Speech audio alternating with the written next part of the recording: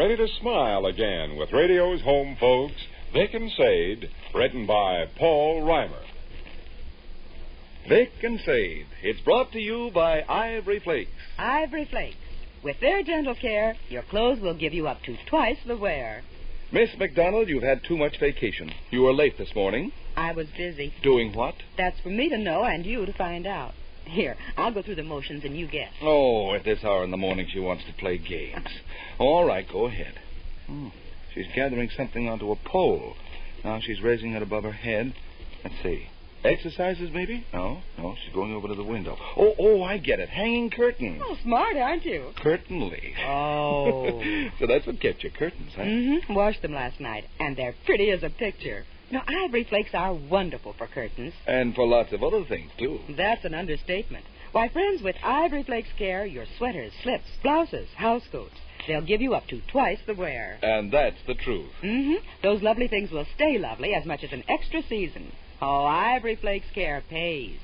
Goodness, don't take chances with your nice clothes. Not these days. You certainly steer clear of frayed seams and faded colors with no trouble at all. That's because I steer clear of washing things the wrong way, using the wrong kind of soap. Yes, friends, Margaret sticks to Ivory Flakes care. And oh, what a difference that makes. You should just see the wash tests we saw. Mm-hmm. Why, there were blouses and housecoats. And slips and sweaters. They'd been washed time and again in Ivory Flakes. And they're still beautiful. Almost like new. Oh, and listen, just see how nightly washing in Ivory Flakes helps that rayon stocking problem. It keeps rayons from bagging so. And they last longer, right, Margaret? In strain tests that were made, rayon stockings washed in Ivory Flakes lasted twice as long as stockings washed with the wrong kind of soap. Just leave it to Ivory Flakes. They're so mild, so gentle, so pure. Oh, so pure. Well, he can sing, too. But as I was about to say, friends, change to gentle Ivory Flakes care for your blouses and sweaters and rayon dresses. You'll get up to twice the wear. And now, back to Vic and Sade.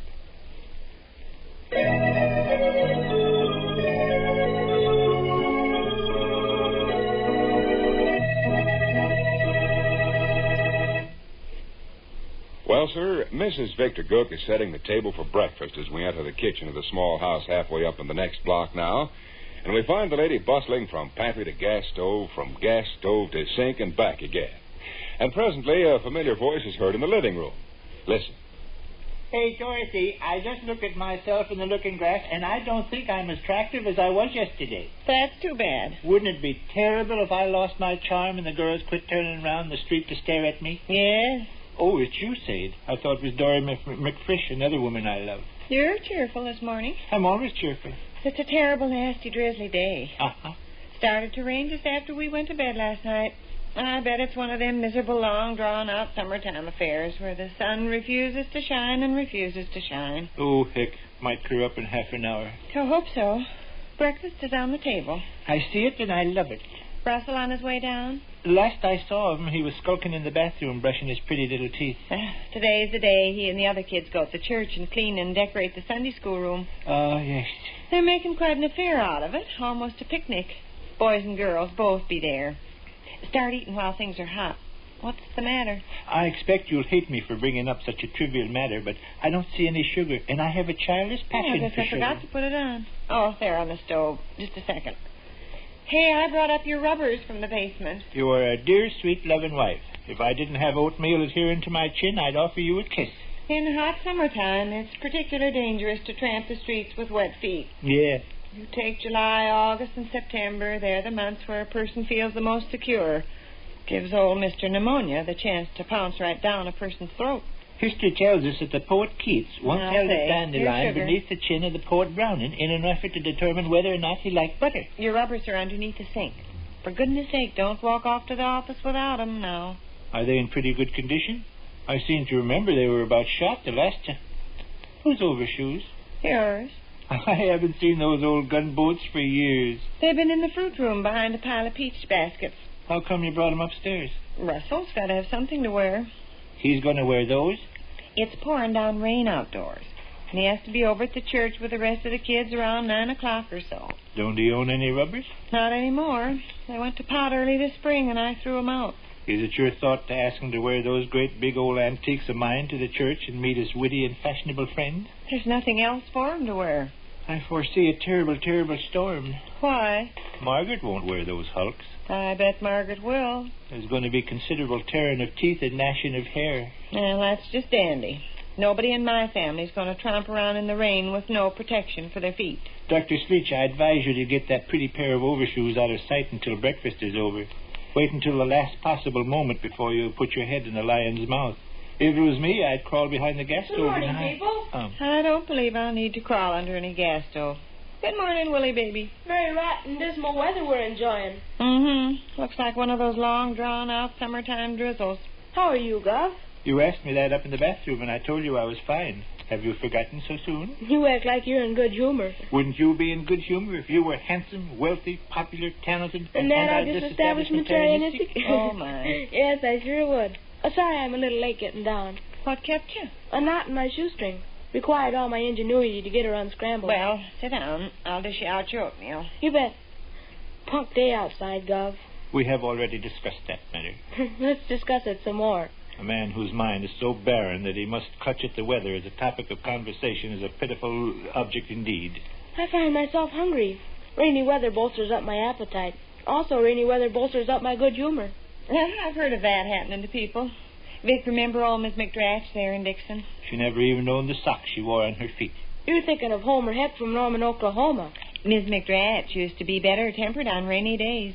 Beth used to say it was because wet weather eased her rheumatism. I always thought wet weather aggravated rheumatism. But Beth read in some almanac a fella threw on the porch that a good pelting rain worked wonders with all kinds of sickness. Excuse me, Mom. Sugar's right there by Gov's elbow, Willie. Of course, any nitwit knows that's ridiculous. But Beth was obstinate. Beth claimed up and down the almanac had the correct information. What is it, Russell? It wasn't the sugar I wish to discuss. Right by Gov's elbow there. No, but about rheumatism and wet weather. I said, Beth, for goodness sakes. I said, Mom, I see Gov's rubbers are sitting beside the sink. My rubbers are sitting beside the sink. My rubbers are sitting beside the sink. Oh, what a family. I see your rotten old overshoes are also sitting beside the sink, Gov. My rotten old overshoes are also sitting beside the sink. Mom, I sincerely hope you have no plans for me in connection with those overshoes. Heads up, everybody. Here comes the lightning and thunder. Oh, wish lightning and thunder. You'll feel it in a second. I repeat, Mom, I sincerely hope you have no plans for me in connection with those overshoes. Oh, lands, Russell. You threw my rubbers out in the garbage box some time back, didn't you? Way last spring. They were all coming apart. They were apart. The material was completely rotten. I have no other rubbers? None that I know of. Why'd you bring Gov's overshoes up from the cellar? Oh, eat your breakfast. I demand to know why you brought Gov's overshoes up from the cellar. Eat your breakfast, Harry. I am laying down my knife and fork. You mean your spoon, don't you? People don't eat oatmeal with knives and forks. They put a guy in the insane asylum. I refuse to continue eating breakfast until I know whether you have plans for me in connection with those Gov's overshoes. Ha. I suppose you would tramp all them blocks to the church with no protection for your shoes, huh? You would help clean and decorate the Sunday school room and spend all the morning there with wet feet. Pneumonia's what you'd love to have. It's true, then. What's true, then? I am to be requested to appear among my fellow members of Miss Nagel's Sunday school class wearing my father's great big old overshoes. Eat your breakfast, sprinkling can. Please notice I have laid down my knife and fork. You've laid down your spoon. You haven't even got a knife and fork. Mom, the situation is quite impossible. Is it? Quite impossible. Oh, I see your side of it all right. You figured like this. You figured it's raining outside. Russell will get his feet wet. But I threw away his rubbers. What can he wear? Why, he can wear Vic's old overshoes. They'll keep his feet dry. Come clean now. Didn't you figure that way? Sure. Eat your breakfast, safety sticker. I haven't as yet, Gov, resumed the use of my silverware. Maybe you better start resuming. Mom, that was the way you figured, wasn't it? Sure. You got no rubbers of your own and it's raining. You have to wear something. Gov's old overshoes is all there is. We're a short-sighted race of human beings and no mistake. Why? You doped all that out about Gov's overshoes and even went so far as to bring 'em up here in the kitchen. Saved you the trouble of going down after 'em. Mom, don't you see how hopeless the situation is? No. How hopeless is it? I wouldn't wear those overshoes as far as the alley. Oh, I think you would. Allow me to point out the consequences. I'll get thrown in prison. If I appeared in our Sunday school room up at church wearing those horrible out-of-shape clumps, I'd be the object of universal derision. Oh, boy, hot dog. I would be held in scorn and contempt. Laughing fingers would point, and tittered blushes would appear on trembling faces as everybody... You're laying it on pretty thick, Helen. What are laughing fingers? What are tittered blushes? What are trembling faces? Mom, I refuse to be the object of universal derision. You do? Flatly. What is this, the big dramatic love scene from the matinee? Yeah. All right then, Willie baby. I guess we wouldn't want you to be the object of any universal derision. So you go on ahead to the church without any protection for your shoes. Oh, that will not be necessary. I have a solution to the problem. What is it? Right over to the church in a taxicab. In a taxicab? A taxicab only costs a quarter. I have a quarter in my possession, and I don't need to get you or Gov for it. We don't need to consider me riding in a taxicab an extravagance, because I'm going to the church on important business. I never thought of us as such millionaires. We could send our little baby boys around the city in taxicabs. It only costs a quarter. I will furnish the quarter. I'm not using a taxicab unnecessarily because I'm on important business. Also, I get away from wearing Gov's great big old overshoes and escape from being an object of universal derision. Does this settle the matter? Oh. Are there any questions? Yes. What if it's still raining this noon? If it's raining this noon, many of the parents of my various friends will be on deck with their automobiles. No trick at all to bum a ride home. Does that settle the matter? Are there any further questions? Eat your breakfast, Scoop Shovel. Yes, surely. Now that I have satisfactorily settled this matter, I will resume the use of my silverware. Mom, the cream.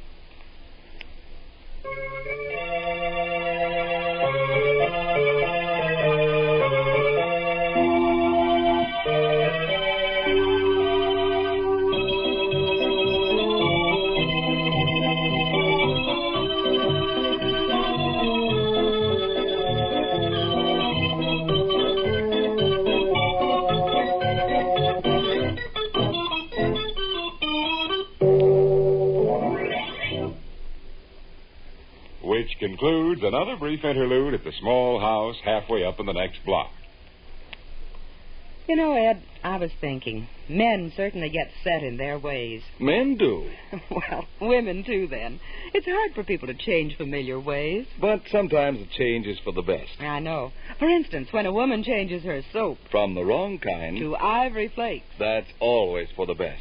Because Ivory Flakes care means up to twice the wear. From blouses and slips. From sweaters and housecoats. Ivory Flakes care keeps them bright. Keeps them soft and becoming. Up to twice as long. But if you wash clothes like that the wrong way, well, you know what can happen. You mean colors can fade in no time. Materials give way. That's it. So, friends, change to gentle Ivory Flakes care. These days, you need wear. Heavens, yes. It's hard to replace clothes you like. Well, no soap is safer for colors, easier on fabrics than Ivory Flakes. They're ivory mild, ivory pure. The flake form of famous Ivory soap. Wash tests prove with Ivory Flakes care, you'll get up to twice the wear. Again tomorrow, join in the fun with Vic and Sade. Same time, same station. This is Ed Hurley And Margaret MacDonald. saying good day for Ivory Flakes.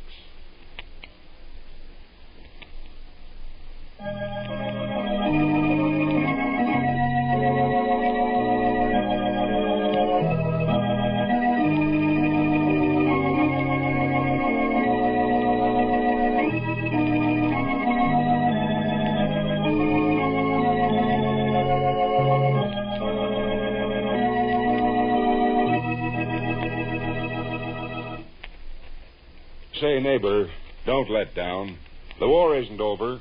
Save used fats. Every drop counts. Save, turn in used fats. This is the National Broadcasting Company.